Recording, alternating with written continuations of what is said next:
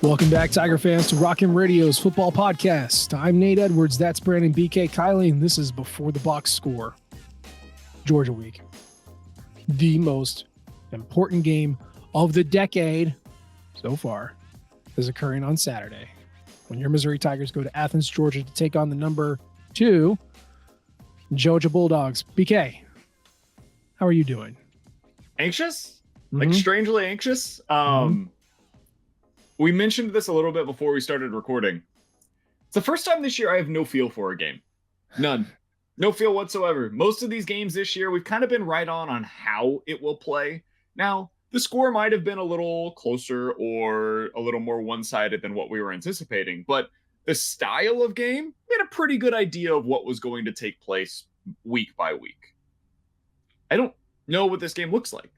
I don't know who the key contributors are going to be. I don't know if it's going to be a shootout. I don't know if it's going to be a slogfest. I have no real idea of what this game will be. I think Missouri will be competitive, but I also don't know how close the game will be in the end. And that makes me very anxious because normally I have a better grasp on what this kind of a week will look like. And for the first time this year, and I think the only time this year, I don't know what this game is going to look like. And that makes me very anxious, Nate. I agree. It's a strong on strong, mediocre on mediocre. Obviously, Georgia's team is much better than Missouri's, but from an individual strength standpoint, they match up almost blow for blow when you break it down from an individual stats, explosive plays or havoc rate or run efficiency. Like, they all kind of are right there with each other. When we ran through the outcomes, when we're talking about this game this week, is Mizzou blowout, Mizzou close, Georgia blowout. Really, the only one that's not going to happen is Mizzou blowout because Kirby Smart teams don't get blown out at home. It really hasn't happened since 2015 when they've lost by multiple scores at home. So, okay, not on the table, not going to happen. That's fine.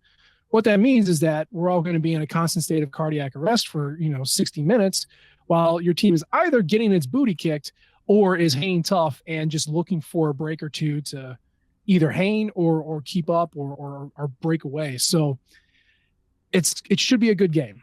It just flat out will be, and those tend to be very stressful. But it's because this team is so good that it's put themselves in a position where going to Georgia this late in the season actually has some importance and some ramifications for the season at large. So let's set the proper expectations, right? Because first you mentioned this is not going to be a Mizzou blowout. We are on the same page in that regard. Like that is the one thing I am confident in will not happen, is that I do not believe Mizzou will win this game by multiple scores. We were going through this before the show today. The last time that Georgia lost a regular season home game by multiple scores was October 3rd of 2015. There is a whole lot that has changed since October 3rd of 2015. Most notably, their coach is a different coach currently than was there at that point in time. Kirby Smart just doesn't lose these kinds of games by multiple scores. It has literally never happened. Beyond that, the last time that an AP poll, don't yell at me, folks, AP poll, not college football playoff, AP poll, number 1 team lost at home was in 2012.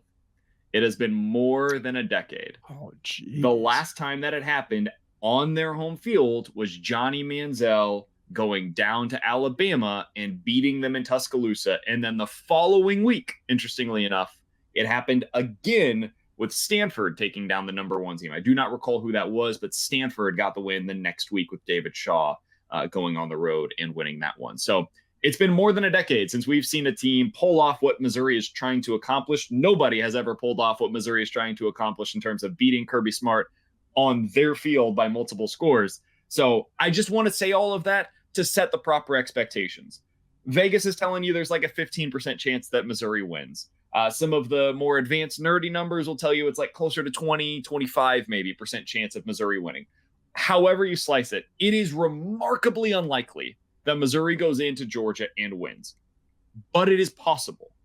And there have been seasons recently where that was not possible for Mizzou. And that's why this is a compelling game. It's why it got the 2:30 slot on CBS. No, it didn't get the nighttime slot. If you're a Mizzou fan, you should be happy about that. Absolutely. It means you don't have to go down to Athens at night and try to beat Georgia. You got the midday game against them. You didn't get game day where everybody's going to be excited about the fact that they're there. Like, don't take this as disrespect. Take this as a positive that Missouri doesn't have to deal with all of that other outside stuff. It's just Mizzou and Georgia mano-a-mano on the field for 60 minutes. And Nate, I genuinely cannot wait to watch it. It's going to be exciting.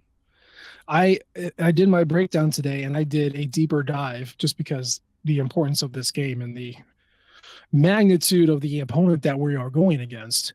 Allow me to just read what I wrote here. The last time Georgia lost a football game, an American collegiate football game, was December 4th, 2021. That was the SEC championship game against Alabama, which they then went on to beat in the playoff. Okay. The last time Georgia lost a regular season game, period, was the wonky 2020 COVID year when they lost to number 2 Alabama in Tuscaloosa on October 17th, and then number 8 Florida in the cocktail party at Jacksonville on November 7th. Okay. The last time Georgia lost a regular season game at home was when a 4-8 South Carolina team led by Will Muschamp beat them in 2019 in double overtime. Oh my God. I remember this game. I was driving to Hilton Head, Carolina, with the wife and kid in the car. We were listening to anything other than just the crappy music that we couldn't get off the radio. I was listening to this the entire time as the Georgia broadcast just melted down as they could not understand what was happening. That was a whole pandemic and 4 years ago. Like that, this thing does not happen. It's been 1,480 days since Georgia has lost to a division or conference opponent at home. My God. It was so long ago. Eli Drinkwitz was still the coach at App State. Harrison Mevis had been committed to Mizzou for 1 month. And Barry Odom was turning around the season with Kelly Bryant and currently sitting at 5-1. And BK wrote a love letter to our offensive coordinator at the time. We don't have to bring that up. That was how long ago it was. Okay. Now, like you said, these things happen. You can lose as a team, as a juggernaut team at home. It can happen. Georgia can lose at home. Mizzou can win on the road. It's just not the most likely outcome. So if we played this game 100 times, Mizzou would probably win, I don't know, 10, 15 of them, something like that. We just got to hope this one is one of those 10 or 15. That's all. You mentioned in your piece the strength of Missouri coming off of a bye week with Eli Drinkwitz at the helm. 4-0 so far in his time at Mizzou coming off of the bye. Does that matter to you at all? No. Do you know why? I'm assuming that the teams that I was just getting ready to go through and look at who they had played coming off of a bye week. I'm assuming that the teams that they played weren't particularly good. South Contender Belt, South Carolina and Kentucky during the COVID year, and then Vanderbilt the past 2 years. Yeah. And the average score was Mizzou 22.5, opponent 17.5. Okay. So it's not like these were resounding thumpings of equal opponents. So that doesn't matter at all. God, man, it is such a monumental task for Missouri to attempt to go down there and do this. But I have just enough belief in this team to think that they might. Like, I can't even put my finger on why or how. But I've been low on this Georgia team all year. And then over the last 3 weeks, they woke up. And so that's made me more skeptical of my own negativity towards Georgia. Like this week, they showed up in a big way. The explosive passing game was there. Suddenly, Carson Beck looks like a legitimate NFL prospect. Like I don't know where that came from. But like they have so many different weapons in the passing game that can hurt you, although none of them are Luther Burden. None of them are Brock Bowers, but they're all pretty good. It's just kind of a weird team that has a lot of good players, but they don't have the elite of the elite that they've had in recent years. And Nate, maybe that's why I have a belief that Missouri can win this game, is because, like, is Luther Burden the best player on the field when they take the field on Saturday? He's the flashiest, and Theo Weiss might be the second flashiest, frankly. Is Chris Abrams-Drain on that list of the best players, like in the top He's on the 5. list. Yes, he's on the list. Like, you have elite level players that can be game wreckers in this type of a spot. And in previous seasons, I don't think you had that. And in previous iterations of Mizzou football, I'm not sure that they had this to this degree since basically like the 2013 season. And so that all gives me hope and belief. And then I remember, but it's Georgia and Athens. So it just has me kind of doing that push and pull. I agree with you on the defense side, right? Because what Nick Saban has done and what Kirby Smart did with Nick Saban and then has now done in Athens is he takes these 4 and 5 stars and throws them in his magical gumbo, and they become kind of like this nameless, faceless guys that are cogs in a machine, and the machine does really well. In a couple of years, you'll get like a guy who stands out. Like, think about the 22 season, how many names you remember from that defense. But more often than not, you just become a piece, and that piece contributes to a machine that cannot be beat. On offense, though, you do need flash. You do need a standout player here or there to make a play. And that was the wine country warhammer, Brock Bowers, who's out. Now, do they still have an Oscar Delp? You bet they do. Do they still have a Dom Levitt? Yes, absolutely. Do they still have a raw Jack? Like, they have these blue chippers, these guys who have done well elsewhere and in Georgia. You know, Marcus Rosemy-Jacksaint has been there for years, and he's always been a reliable target. But, like, there's no flash. I guess Dejon Edwards would be their flashiest guy. He's a reliable running back. He's not a big explosive guy, but, like, he's just reliable. It is a line of scrimmage team. Mm-hmm. They have elite line play, and it lets them get away with not a lot of flash. And so I think this Georgia defense is exactly what it should be. But it's that offense. It's that offense that you're not as impressive as you should be. You're good. You're clearly good. But there's no like, bam, explosive, impressive plays that blow you away. It's just very matter of fact.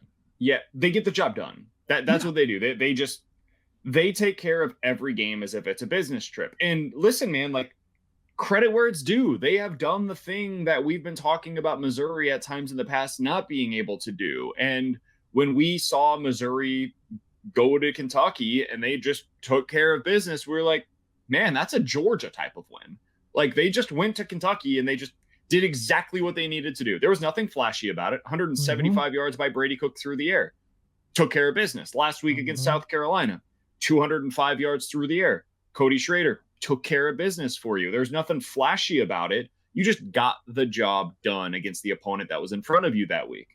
To your point on what they're doing in terms of explosives, they have 23 gains this year of 30 or more yards. Missouri has 21. They have 48 gains of 20 or more yards this year. Missouri has 45. So, like, their explosives are pretty similar so far this year to Missouri. And that's not to suggest that either of those are bad things. Like, they're very similar in the way that they go about things offensively. And in previous years, that was not the case. Go ahead. So I had to pull this up because I had to double check. Their explosive play rate is 15.9%. That is currently 11th in the country. However, when there is an explosive play, it's not going for 30, 40, 50, 60. It's going for like 16, 20. So even when they go for big plays, as you define, which is like a 12-yard run or a 16-yard pass, even when they get those, it's not much more past that.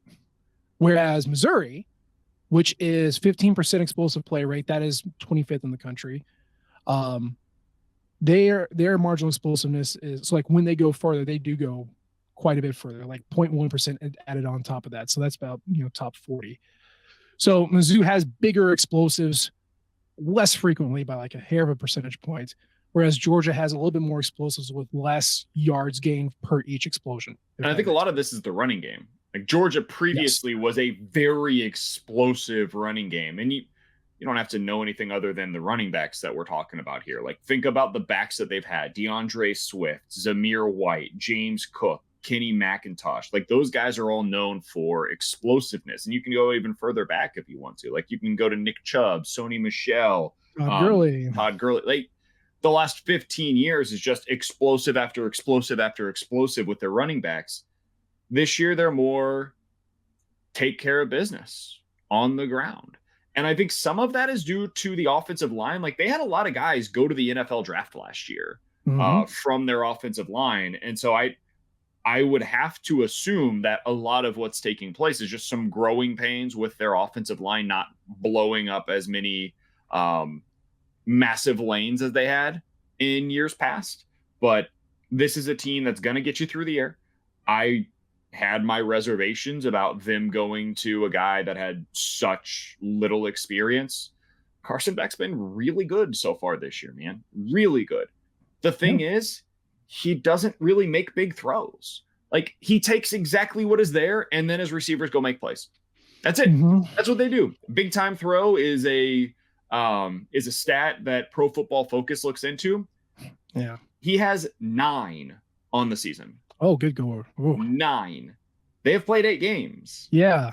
That is not what you want in terms of your big play throw percentage. That's about 3% for him, which is nothing. That is not what you're looking for. For context, Brady Cook has made 20 on the season.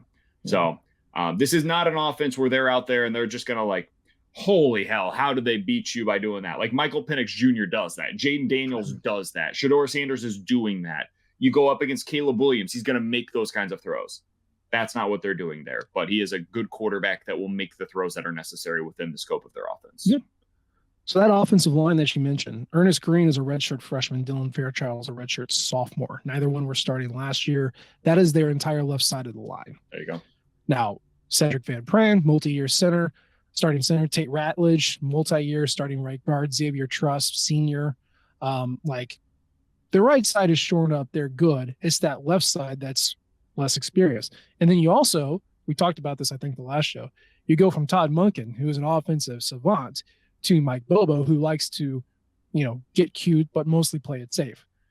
And so I think it is a mixture of the offensive line being relatively new, talented, but new, and then an OC who's a little bit more restrained in how he calls stuff. Man, Carson Beck, he's not going to burn you with his legs, but he also doesn't get touched. This offensive line is giving up like top 10 levels of pressure, like less than 1% pressure rate. So I will say this, when he gets pressured, he goes down. It's not good. When he gets pressured, he will take the sack. But you're right. He just never gets pressured. We don't have to. We don't have to worry about it. And it's not an impressive offense, but it doesn't have to be. Alabama got away with this stuff for years of just being, gross, what I call a reductive hamburger, just mash it and throw it when you have to and just get it done. And when you have the players like Georgia has, you can do that sort of stuff. Let's put some positivity into this because I think we can. Can I stick with this real quick before whatever it is that you're going to? Yeah. So Carson Beck, when blitzed this season. Oh, good. 5 touchdowns, 1 interception, but his grading in every other area is way lower. When you blitz him, you cause him to think quickly, process information very quickly, and he becomes a even less explosive, less compelling quarterback. He has made 1 big-time throw so far this year when he is blitzed. That is in 105 dropbacks. In other words, he sees the blitz, he immediately gets the ball out as quickly as humanly possible. He's getting rid of it in roughly 2.2 seconds. That is nothing. That is as fast as any quarterback can get rid of the football. Now, there are drawbacks to that. If he has good receivers that are getting open that also see the blitz coming, that means your blitz is not getting home, and he is likely just going to nickel and dime you all the way down the field. That is possible. But when you don't blitz him, he carves you apart. 10 yards per attempt when he is not blitzed this year, completing 75% of his passes, making more big-time throws, taking a little bit more time to throw to make sure that he does get some of those explosives through the air. Missouri has a defensive coordinator that is completely unafraid of blitzing. And when you do so, You take him from being one of the best quarterbacks in all of college football to being merely a decent college football quarterback. You turn him into the most game manager of game manager quarterbacks when he is blitzed. So that, in my opinion, will and should be the game plan. What was your positivity? So when I talked about feeling confident about Missouri, I said, why not now? Right? This is the year. Why not now? I know I've talked about this before. I'm going to rehash it again. There's a couple of things I looked at. Number one, Missouri was returning more experience than anybody else in the conference. Now, just because you return guys doesn't mean you're better, but overall, it does. The big one, though, was that it was one of a handful of SEC teams that returned a quarterback, an experienced quarterback who had been with the team for multiple years. Spencer Rattler was one. Brady Cook was the other. Mm-hmm. Carson Beck has been flying on the planes and riding on the buses and holding up the clipboards for a couple of years, but this is his first go-through of an SEC schedule as a starter. And he's clearly talented. I'm not questioning that. And I know when you look at advanced stats, it's all, a lot of it is controlled for opponent, right? So whether it's a great opponent or a bad one, it's controlling for that. But BK, I'm going to ask you this question. Maybe you know it, maybe you don't. I don't know. Sure. I haven't given you the answers. What is the best defense that Georgia has gone up against this year? I would guess the answer is either Auburn or Kentucky. Okay. I'll go Auburn. I'll go Auburn. Okay. You should have gone Kentucky. That was the best. That was right there.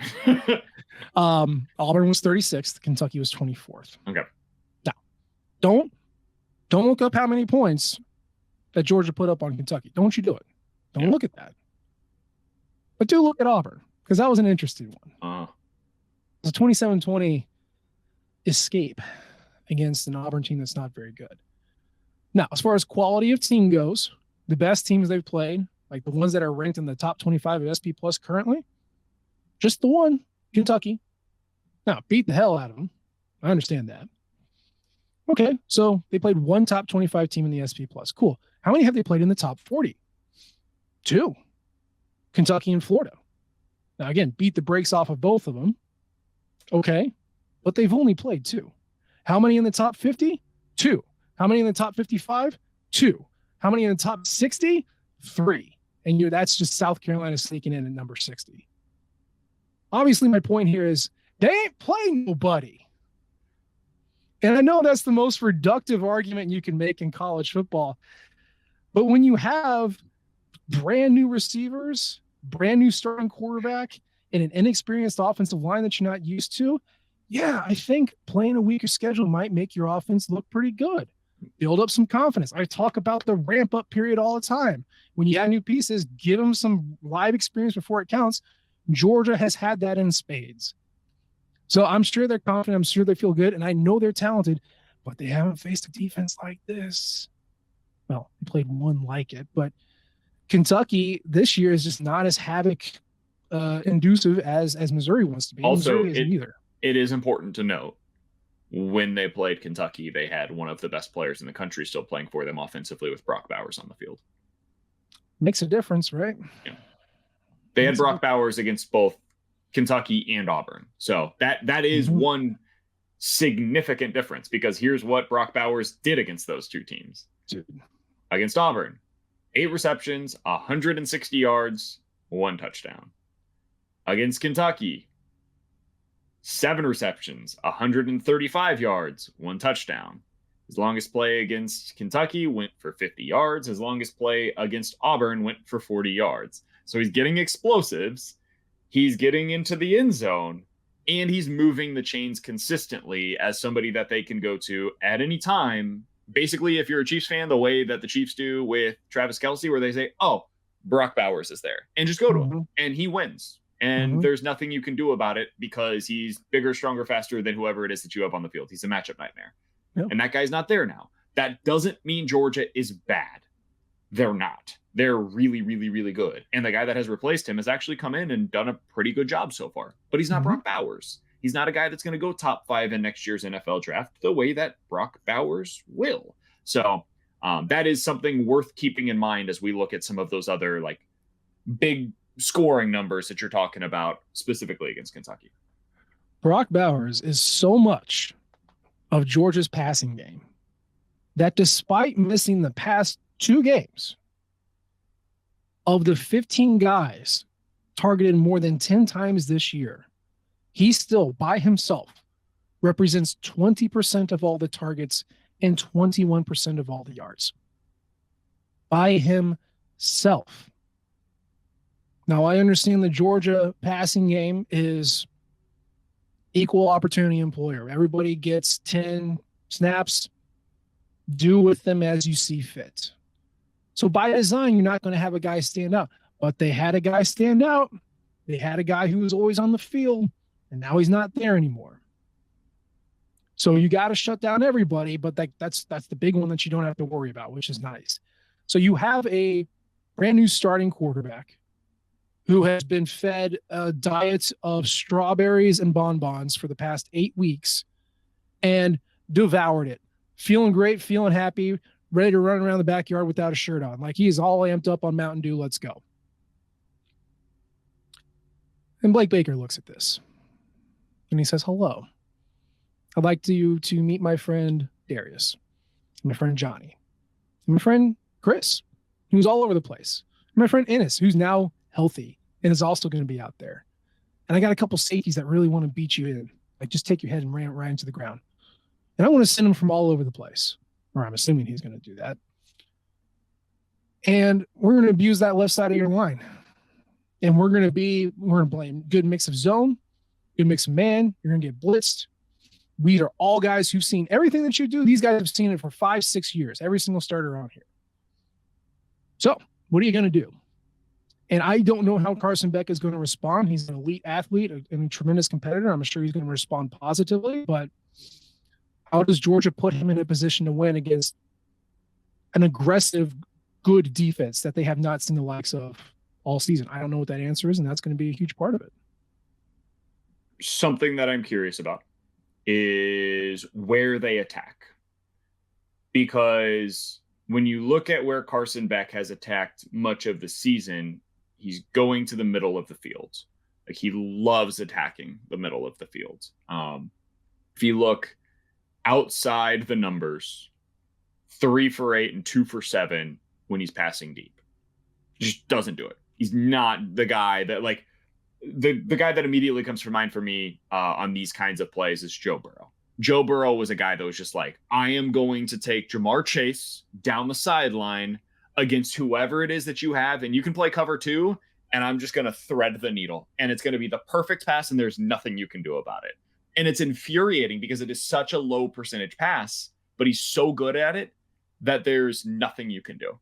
It's going to be the perfect pass to the perfect receiver to play this way, and he's going to beat you. Beck doesn't do that. He's not that guy. Beck is going to take, as we talked about earlier, a lot of what the defense is giving him. So a good majority of his passes are going to be short, medium, not a whole lot deep. He's kind of like what you saw last year from Brady Cook. Now, the difference is he's a little better on those deep passes than Cook was last year, but he's not going to take them all that often. He's only completed 13 passes this year that traveled at least 20 or more yards through the air. So he's not a guy that's really throwing it deep and hurting you that way.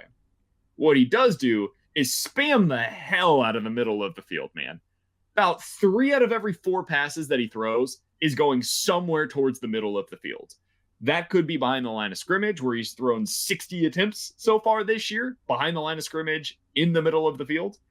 It could be less than 10 yards down the field, center of the field, where he's thrown 50 passes so far.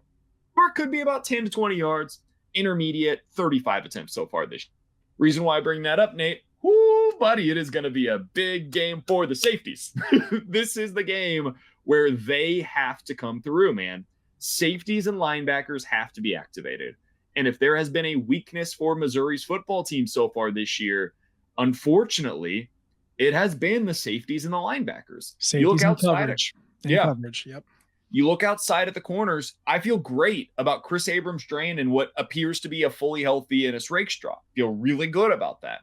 You look at your defensive line, plugging up the middle. Now, they've had some times this year where it's gotten a little squirrely, but overall, I feel okay about it. You look at your safeties helping in run support. When they take proper angles, it's gone pretty well for the most part this year.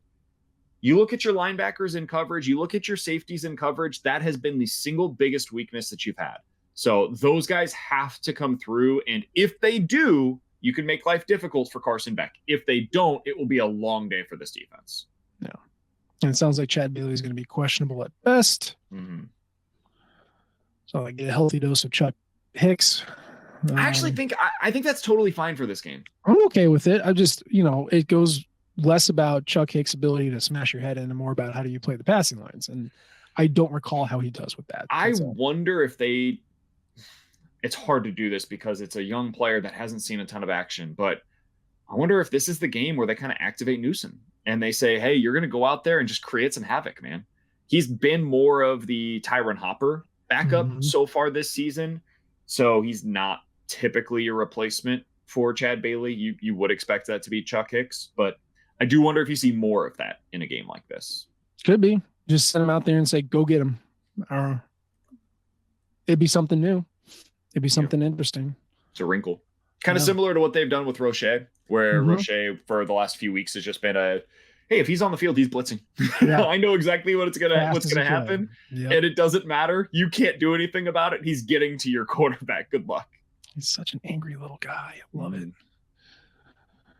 Well, again, it doesn't matter if you can't stop the run. Yeah. And Georgia's plenty happy to go 10, 11, 12 plays and just Dejon Edwards left, right, up the middle, just whatever. But yeah, the passing game is, that's where you can get abused, and that's where the big plays for Mizzou's defense come from. So it's, you can see that happening. You want to talk Mizzou's offense real quick and Georgia's defense? Before we do, I got one more thing defensively. Third down. This is a third down game, brother. Georgia's real good on third downs. This is what they've done on third down over the last 5 weeks. 10 for 13, 8 for 13, 6 for 11, 11 for 16, 6 for 12. Now, if you're an optimist, you would say, hey, that's a lot of third down conversions, BK. And I would say, you're right. It's because they run a lot of plays. If you're a pessimist, you would say, hey, BK, it sounds like you said they're at least 50% in every single game that they've played over the last 5 weeks. And that, my friends, would be accurate.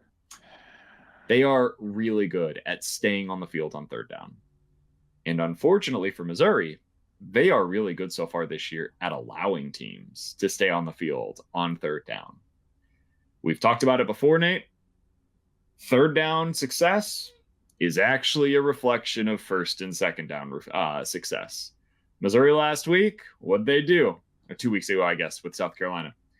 They really shut down South Carolina on first and second down. And then what did they do? There was a trickle-down effect. On third down, South Carolina was 3 for 13. Against Kentucky, you started to see some of that improvement. It was trending in the right direction, especially in the second quarter and beyond. They ended up 5 for 12 on third down in that game. What changed? Well, they stopped them on first and second down, and they forced them into more obvious third down situations where Blake Baker can get that blitzing activated once again. If Missouri wins on first or second down, creates a little more havoc, you can get to third down that is more manageable for your defense and not for the offense. And now suddenly it is once again Beck that is trying to beat you instead of that running game that can get 3 yards basically at any point in time. So third down, huge, but really that success is a reflection of first and second down. I mean, I got good and bad news for you. Well, to your point, Georgia is converting 36% of their third and longs. That's 9th in the country. They are converting 55% of their third and medium, which is 30th in the country. And they're converting 87% of their third and short, which is 28th in the country. Mizzou is top 25 in stopping third and long and bottom 10 in stopping third and medium, third and short. The good news, I think, is that I don't think third down is going to matter, because the bad news is that Georgia gets first down 71% of the time on first and second down. And Missouri's defense gives up first down 71% of the time on first and second down. So don't do that. Don't think it's a key play. I think it's just, stop, turn them over, or, whatever. And that's, I did a really reductive defensive keys for Mizzou because I was just like, it doesn't matter, guys. Like, make explosive plays, make havoc plays, and then turn them over 3 times. That's your job right now. Like, they're going to get yards. They're going to find a way to probably move the ball down the field. They're going to overcome the havoc play that you create. So turn them over and get a big havoc play to stop them, because otherwise it's really not going to matter. Okay. Let's talk about Missouri's offense. That is the marquee. And it's really the reason that I feel like Missouri has a chance here. And it's not so much that Georgia's defense is bad. It is, in fact, quite good. It's 5th in the country. Like, I look at every single stat here. It's like top 10, top 25. Like, okay. But I'm going to ask the question again, BK. Yeah. Who's the best offense? Who's the best offense that they've gone against, and who do you think that is? It's got to be South Carolina, right? Okay. You are technically correct. No, sorry. Florida's is technically the best, but as far as SP+. But the offense that's closest to Mizzou and good is South Carolina. They are the closest representation of Mizzou's explosiveness and how they like to play. And Georgia won 24-14. Mm-hmm. Other than that, they've played Ball State, 129th, UAB, 83rd, Auburn, 60th, Kentucky, 40th, Vanderbilt, 71st, and then, of course, Florida last week, which is 33rd. But Florida likes to play smashy smash, run first, second, and third, like very predictable. Graham Mertz stinks, right? They haven't seen a guy like Luther Burden, and they haven't had to cover a Luther Burden while also trying to cover a Theo Weiss and a Mookie Cooper. And I know our offensive line isn't world beaters. I don't think there's 4 NFL starters on this line like there were in 2013, but you got a Cody Schrader, and I'm going to go against type here. I'm just going to say, I don't have an advanced stat. That dude just grinds. He just grinds and makes stuff happen. He doesn't lose yards, and he just goes. And dude, do you know how valuable it is in a game like this to not lose yards? Dude, it's everything when you're on offense. I don't think you could. I don't know what the stats are on this in terms of yardage lost so far this year, but I would have to imagine, like, if there is a stat for gaining positive yardage for a running back, and you put the qualification of like the majority of your team's carries, I have to imagine that Schrader would be at or near the top of that list so far this season, because he just like is allergic to getting a -1 yard carry. He will find a way to fall forward to at least get back to the line of scrimmage. And when you have that in a game like this, it is one of the most valuable things that you can have, because every single possession is so unbelievably valuable, which makes every play within those possessions so valuable. And he's a guy that you trust. Like, if he got 25 carries in this game, I think that is ideal. And I normally wouldn't say something like that, but in this game, I think that is exactly what you want to see. It has to be. Yeah. So it's been a while since I've looked at Cody Schrader's advanced byline here. Okay, so we know 140 rushes, 807 yards, 9 touchdowns. Oh, that's 5.8 yards per carry. That's one of the best in the country, just flat out on all of those. He is getting a first down 27.9% of his carries. That is also top 25 in the country. He is averaging 7.4 yards when he runs outside. He is averaging 4.6 yards when he runs inside. When there's a 7-man box, he is averaging 5.8 yards. He is averaging 2.7 yards before contact. And then when he does get hit, he's averaging an extra 3.1 after it. Again, both top 40 in the country. That's what he does. The pride of Lutheran South, the Truman State transfer, the walk-on, is doing that. Now, part of that is an offensive line that is better. Again, perfect, but better. But that dude just creates, and he does not give up, and he always gets an extra yard. Like, these are all intangibles that mean nothing as far as like actual analysis of the game, but they mean something to the team. They mean something to the outcome, because again, these are emotionally fragile 18 to 25-year-old guys. Like, this is how it is. So he is going to get yards, and he needs to be fed, and it can't be predictable, because against South Carolina, every run was on a first down except for one that was on a second. A part of that was he was converting a ton, but that's neither here nor there. It's got to be it can't be predictable. It's got to be there though. Again, I'm grasping at things that make no sense to my analytical brain, but I'm like, yeah, this makes me feel comfortable. Nate, so I went through, and this is one of those things where like a lot of what you say about pulling off an upset just becomes reductive, where you're like, hey, run the football really well, get turnovers, win the field position battle, get the third down conversion rates, score when you get into the red zone. It's like, yeah, so win a football game the way that you always have to win a football game is basically what you're saying. It's like, yeah, kind of, but like those are things all become so much more important in a game like this.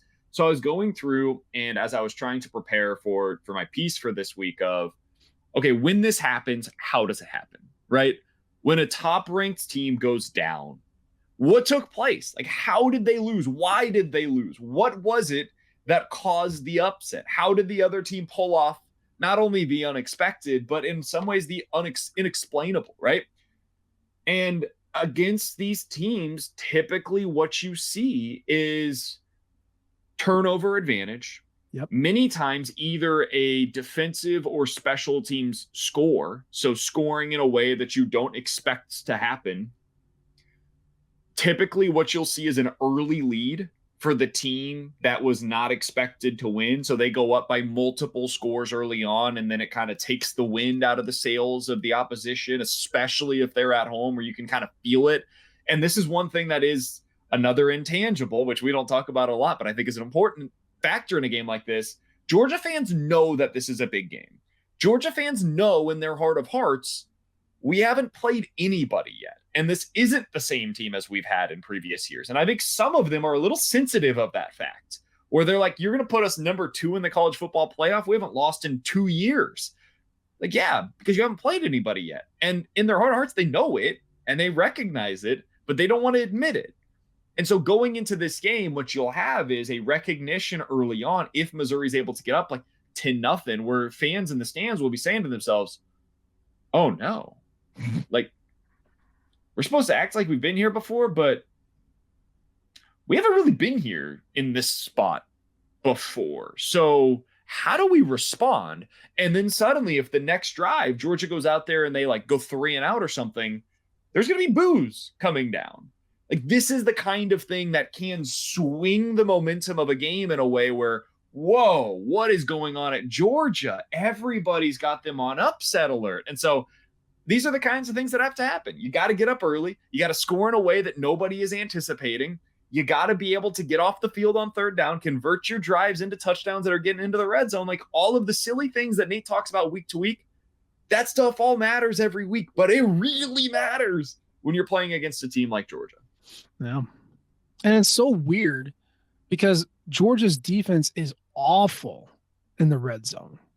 They're like bottom 20 in the country. Nate, how many opportunities have there been? Don't ask me that question. Why would you do that? We're in the positive section.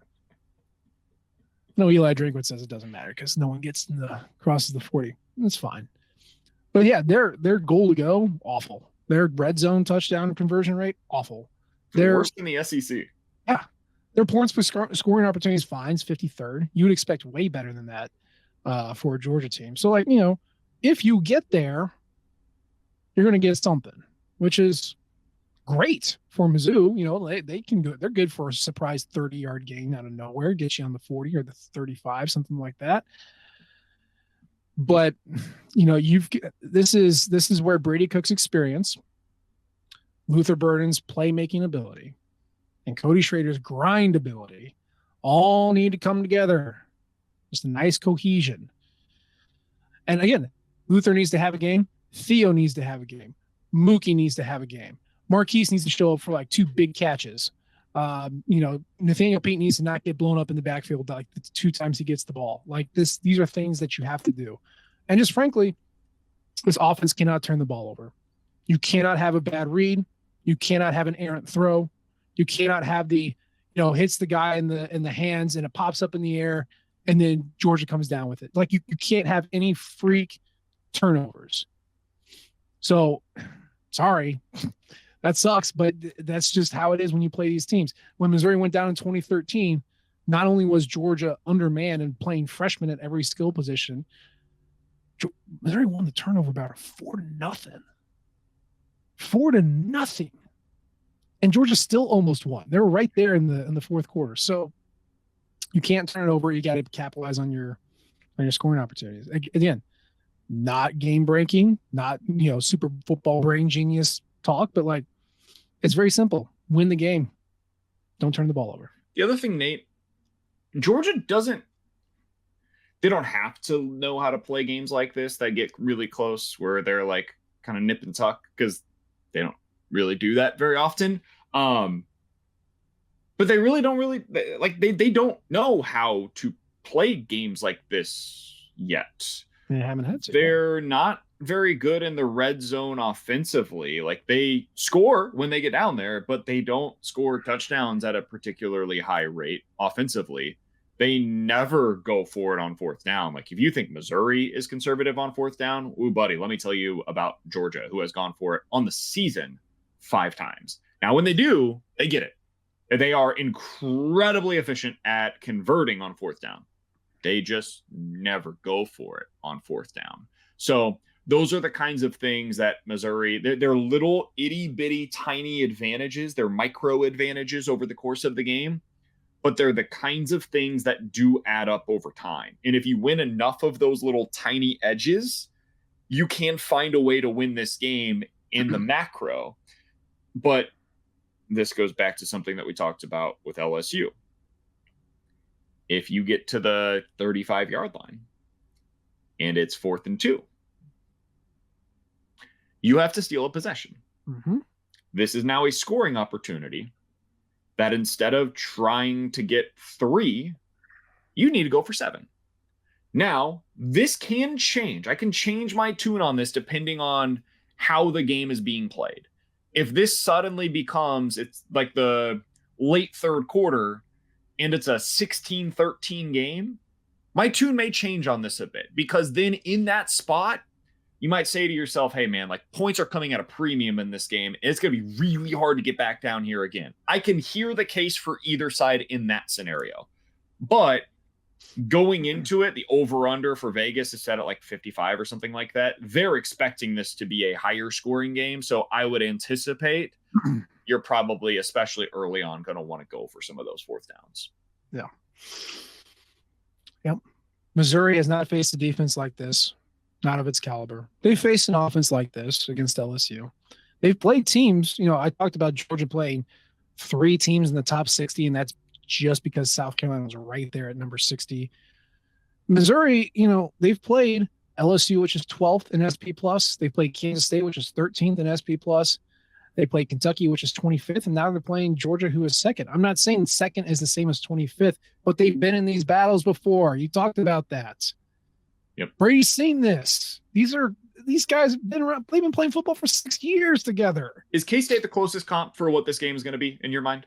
In my mind, yeah. Yeah. Because it's not the explosiveness of LSU or the defensive explosiveness too. K-State is a poor man's Georgia. No. So they played that game. And the way that they won that one was just, hey man, Brady Cook, go be great. Surprise, we're explosive. Yeah, go be great.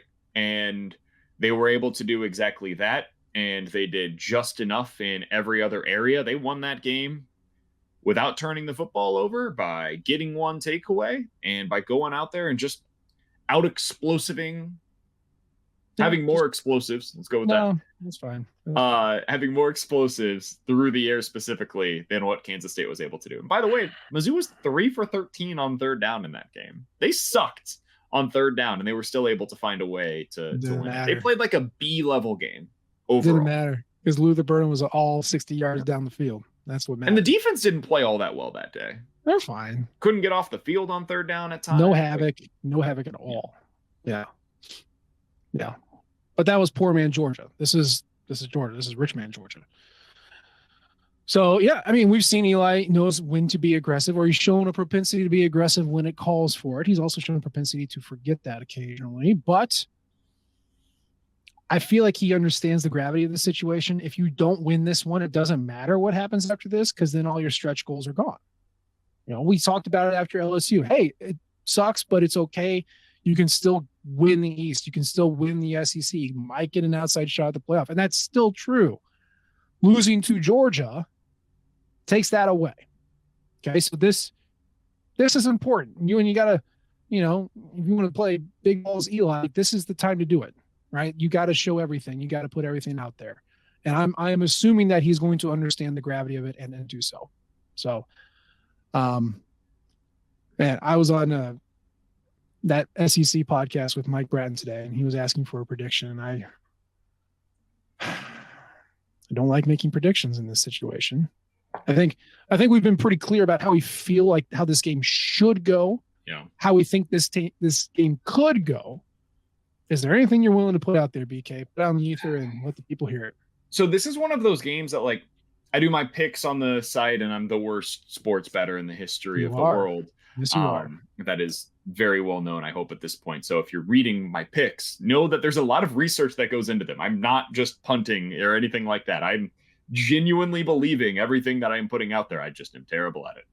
So feel free to fade them, and you probably are making yourself a lot of money by doing so far this year. That being said, I wouldn't touch this line.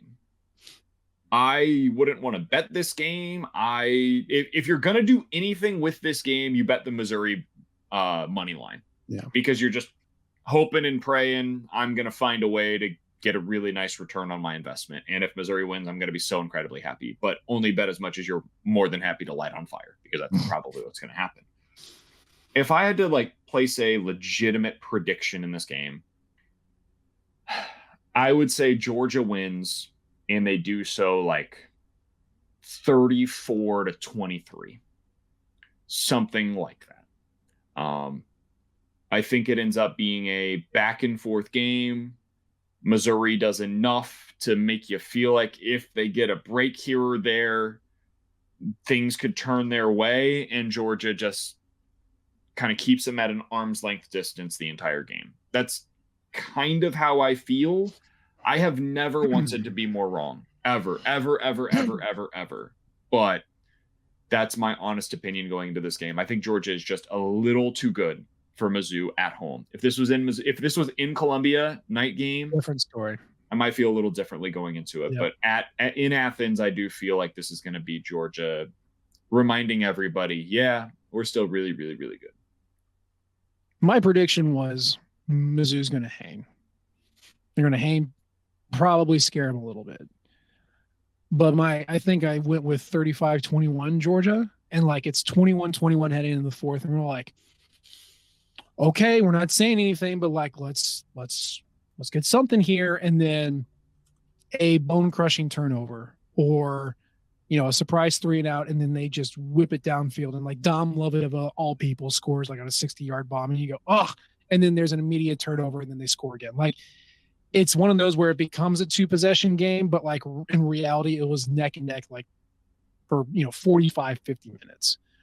That's how I feel like this game will go. Much like you, I'm grasping at this impossible thing. It can happen. We listed off all the stats why it can't happen, and I'm still sitting here going, it can still happen. And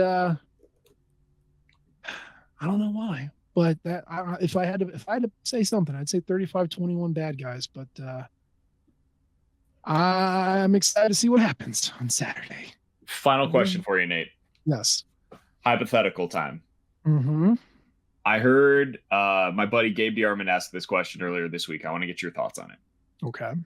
He said, would you rather see Missouri wins this game at Georgia, but finishes the year 9-3? So they lose 2 of the next 3 games. Or they lose this game and finish 10-2. So you beat Georgia, but fumble it away by probably losing the next 2 games against Tennessee and Florida. Or you lose to Georgia and win out. Which you one mean do you 10-2? 10-2 every day. Yeah. Yep. Doesn't matter how you get there. I know sports are built on moments. And boy, this would be a moment. That's the thing, man. Like, you are... Think about the Johnny Manziel legend and what it was built upon. Mm-hmm. The truth is, it was built on a game in Tuscaloosa. He ended up, he was a great player, won the Heisman Trophy, was deserving of all of it. But his legacy is tied to that game. The fact that he was able to go into Tuscaloosa and beat Alabama, and because of him and a couple other quarterbacks, including Chad Kelly, Alabama changed the way that they played offense. Nick Saban did that. If Mizzou goes into Georgia and beats Georgia, it will be a game that you remember for the rest of your life. You will never forget this game, ever. If they lose the next 2 weeks, so be it. You will always have this moment. And the difference between 9-3 and 10-2, in my mind at least, Nate, I don't know if it's big enough to overcome the fact that you don't get this moment. Because if you end up beating Tennessee and you beat Florida, you probably were supposed to do that, man. You were supposed to beat Arkansas down the stretch. You were supposed to win the next 3 games. If you don't, you fumbled the bag, don't get me wrong, and we're going to react to that, and we're going to be frustrated as hell. But you'll always have this game. So I think I would take 10-2. I'm with you. But the more I think about it, the more I say to myself, man, life's too short to not take this kind of a moment. It's just too short, because this would be one of the best memories that we've had as Mizzou football fans in our entire existence of being Mizzou football fans. Also, what it does, it tells you in the future, if Drink gets to an SEC championship game and he's got a team that can hang, he can win. He can do the thing that was always a little out of the stretch for Gary Pinkel. So that is one other piece to this, that it tells you they can really punch up in a meaningful way. Yeah, what's Kevin Sumlin doing right now? I don't want to talk about that. Okay. I'm not saying you're wrong. I'm just saying, He did it because of Johnny Manziel, though. He did. And Cliff Kingsbury. Listen, I love Brady Cook. I've been one of his strongest supporters for more than a calendar year now. If Missouri goes out there and does this on Saturday, yes, Brady Cook will absolutely be a big part of it. Luther Burden will absolutely be a big part of it, but it will be more than just that. I think Drink, at this point, we can say has done a pretty good job of building this program. I'd certainly think so, yes. Kevin Sumlin never did that. He didn't. I like the guy, but no. Yeah. Where are you? Are you nervous? I am very nervous. Where are you watching the game? Where are you watching? I'll be at home. At home. This is not one of those that I can do in public. I have to be on my couch with the ability to rewind and fast forward as needed. Go back and yell at my screen. Yeah. Scare my 4-month-old son as I'm telling him about what Missouri did and didn't do that they should have or shouldn't have done. So yeah, I'll be at home. As will I. I'll have the 5-year-old asking, why didn't they score yet? And I'm going to say, I don't know. They should, shouldn't they? Yeah, they should call the touchdown play.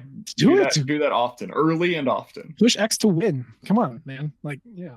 What does Missouri have to be up by for you to be like, I think they're going to win? 38.